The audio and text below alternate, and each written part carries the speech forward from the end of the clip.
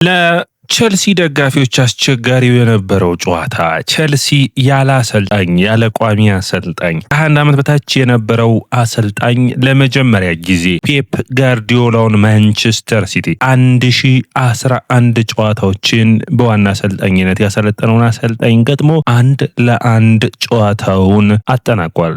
አስገራሚ የቼዝ የሚመስል ጨዋታ በታክቲክ ረገድ የተሳካለት የሚመስል የማክፍላረን እይታዎች ለቸልሲ ደጋፊዎች በተለይ ደግሞ ኤንዞ ማሬስካ መሰናበት ተከትሎ በኢግባሊ በኃላፊዎቹ ላዘኑት የቸልሲ ደጋፊዎች የሆነ ተስፋን የሚያጭር ብቃት። ምክንያቱም ይህ ስብስብ ቢያንስ ለቸልሲ ደጋፊዎች ሜዳ ላይ ሲፋለም ማየትና ደጋፊዎቹ መካከል ገብቶ ኤንዞ ፈርናንዴስ ሲደሰት ለሚያይ ለአንድ ለቸልሲ ደጋፊ ትልቅ የተለየ ትርጉም ይኖረዋል። ነገር ግን በጨዋታው ተጠቃሚ የሆነው ከቸልሲም ከማንቸስተር ሲቲም በላይ አርሰናል ነው። የእንግሊዝ ፕሪሚየር ሊግን በ6 ነጥቦች መምራቱን ተከትሎ ነገር ግን ይህ ጨዋታ ከ3 ነጥብ በላይ የሆነ ለቸልሲ ፍላጎት ነበረው። ዋና ግብ ጠባቂያቸው ሳንቼዝ አልነበረም። የማል ተከላካይ ፎፋና አልነበረም። ካይሴዶ የአማካይ መስመሩም ተጫዋቹ በቅጣት አልነበረም። ስለዚህ ያለ እነዚህ 3 ተጫዋቾች በማንቸስተር ሲቲ ኢቲሃድ ስታዲየም ፔፕ ጋርዲዮላን ገጥሞ በሚገባ 1 ነጥብን መውሰድ ብቻ አይደለም። ወዳጆቻችን ባሳዩት የቁጥራዊ መረጃዎች የተሻሉ ቡድን እንደነበሩ በጨዋታው ላይ የሚያሳይ ነበር። ወዳጆቻችን እናንተ እንዴት አገኛችሁ ጨዋታውን? የጨዋታው ኮከብ በእናንተ እይታስ ማን ነበር? በኔ እይታ በግልጽ በሆነ ኤንዞ ዛሬ በጣም ብዙ ሚናዎችን ሲወጣ ይታይ ነበር። የመፋለም ፍላጎቱ ጥሩ የሚባል ነበር። በአጠቃላይ ግን በጨዋታው ላይ ቸልሲ የፈጠረው 1.73 ኤክስጂ ነው። 42% የኳስ ቁጥጥሩን ይዞ በተቃራኒው ደግሞ ማንቸስተር ሲቲ 0.98 ወይም አንድ የጎል ድል ወይም ደግሞ አንድ ኤክስጂን የፈጠረው ማለት እንችላለን። 58% ማንቸስተር ሲቲ የኳስ ቁጥጥር ነበረው። በትልልቅ እድሎችን በመፍጠር ካያችሁ ቸልሲ 3 ትልልቅ እድሎችን መፍጠር ችሏል። በተለይ ደግሞ ፔድሮ ኔቶ ያመከናቸው ኳሶች ለቸልሲ እንግዲህ ትንሽ የሚያሳስቡ ነበሩ። ፔድሮ ኔቶ አሁንም ያለበት ችግር ግልጽ እንደሆነ ከጨዋታ ወደ ጨዋታ እየወጣ ያለ ይመስላል። በወጥነት ተመሳሳይ ፐርፎርማንስንና የድሪብል ያለማድረግ ብቃት ጨዋታዎችን ኦልሞስት ዛሬማ አሌሃንድሮ ጋርናቾን ሁሉ የሚመስል አይነት ብቃት ነው ያሳየው። ነገር ግን ቸልሲ የዛሬውን ነጥብና ውጤት ተከትሎ ስንተኛ የደረጃ ሰንጠረዡ ላይ ተቀመጠ ብላችሁ በምታዩበት ጊዜ አሁንም 5ኛ ላይ ነው የሚገኙት። ነገር ግን ሊቨርፑል አቻ መውጣቱን ተከትሎ የዛሬውን አጋጣሚ በጥሩ ሁኔታ ተጠቅመውበታል ማለት የሚቻል ነው። ምክንያቱም እንግዲህ ቸልሲ አሁን እቅዱ በኔ እይታ የአውሮፓ ቻምፒዮንስ ሊግን የመሳተፍ ነው። ከሊቨርፑል በ3 ነጥብ ልዩነት ነው ያሉት። ሊቨርፑል በቀጣይ አርሰናል ነው የሚገጥመው። ስለዚህ ቸልሲ ወደ ፉልሃም የሚያቀናበትን ጨዋታ ማሸነፍ የሚችል ከሆነ ድሎቹን የማስፋት እድል ይኖረዋል። ነገር ግን መርሳት የሌለባችሁ እስከ 11ኛ ያሉት 28 ነጥብ ነውና እያንዳንዱ ነጥብ በጣም ወሳኝ ነው። በ11ኛ ደረጃ ሰንጠረዡ ላይ ወይም ደግሞ ኦልሞስት በ11ኛውና ወይም በ12ኛው ደረጃ ሰንጠረዡ ላይ ያለው ኤቨርተን እና በቸልሲ መካከል ያለው ነጥብ ልዩነት 3 ነውና እያንዳንዷ ነጥብ ለቸልሲ አውሮፓ ቻምፒዮንስ ሊግ ለመሳተፍ ወሳኝ ሆና ትታያለች።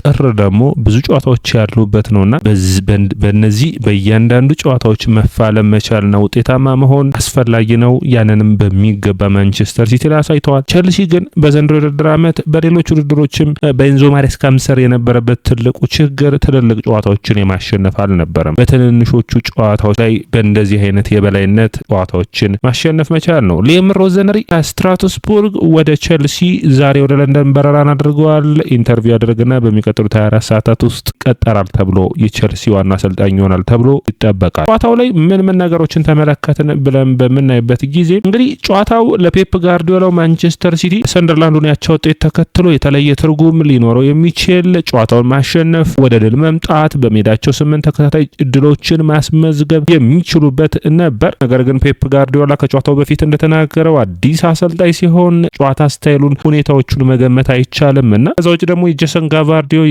የዲያዝን ጉዳት ተከትሎ ቸልሲ በሚገባ ጨዋታውን ለመቆጣጠር ያደረጉት ጥረት ውጤታማ አድርገዋል። በተለይ ደግሞ ስለ 2 ተጫዋቾች እናወራ፣ ስለ ሊያም ዴላፕና እንዲሁም ደግሞ በተለይ ቀይሮ ገባ ግጭቶች መካከል አሁንም ካርዶችን ማየቱ እንደቀጠለ ነው። ነገር ግን ጨዋታው ላይ የተለየ ተጽዕኖ ሲፈጥር በዚህ ጨዋታ ላይ አይተናል። ይህንን ማስቀጠል የሚያስፈልግ ነው የሚሆን ብዬ አስባለሁ። ድሎችን ሲሞክር ይታይ ነበር። ቸልሲን በተለይ በማጥቃቱ ረገድ ውጤታማ ሲያደርገው በረጃጅም ኳሶቹን ሲፋለም ይታያል። ይህንን ማስቀጠል ያስፈልጋል። ሌላኛው እንግዲህ ከኤንዞ ማሬስካ ጋር ግጭት ውስጥ የነበረው ሃቶ ወደ ጨዋታ ተመልሶ ጥሩ ሂደቶችን አድርጓል። በመጀመሪያ ሲጀምር ብዙ ጊዜ ከጨዋታ እንደራቀ በሚያስታውቅ ሁኔታ ጥሩ ፐርፎርም አላደረገም ነበር። ባዲያሽል እና ቻሎባህ እንግዲህ ጥሩ ጥምረትን አይተናል። ነገር ግን ያው ጎሎ ሲቆጠር ባዲያሽል በተለይ በግራ እግሩ ስለሆነ ፈጠን ብሎ መድረስ አልቻለም ነበር፣ ከበር አላደረገውም ነበር። አቺምፖንግ በሁለቱም መስመሮች ተፋልሟል። ማሎጉስቶ ተፋልሟል። ኩኩሬላም አለመኖሩን አላነሳውም። ኩኩሬላም አልነበረም። ወደ አድማጮቻችን ኩኩሬላ ካይሴዶ ማለት የቼልሲ የጀርባ አጥንት ማለት ትችላላችሁ።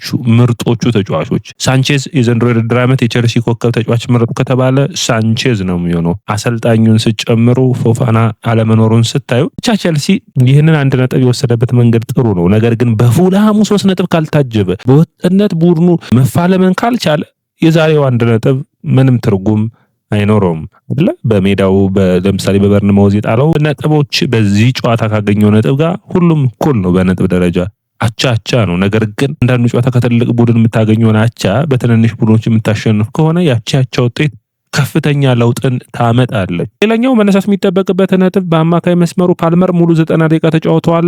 ስቴፋን ዊሊያን በአጋማሽ ለምን ቀየረው የሚሉ አስተያየቶች ነበሩ። ነገር ግን ጥሩ ሂደቶችን ማድረግ ችሏል። አንድሬ ሳንቶስ በጣም ጥሩ ፐርፎርማንስን አሳይቷል። ከዚህ በፊት በማንቸስተር ዩናይትድ ጨዋታም በአማካይ መስመር ላይ ሲሰለፍ ጥሩ ሚና አሳይተዋል።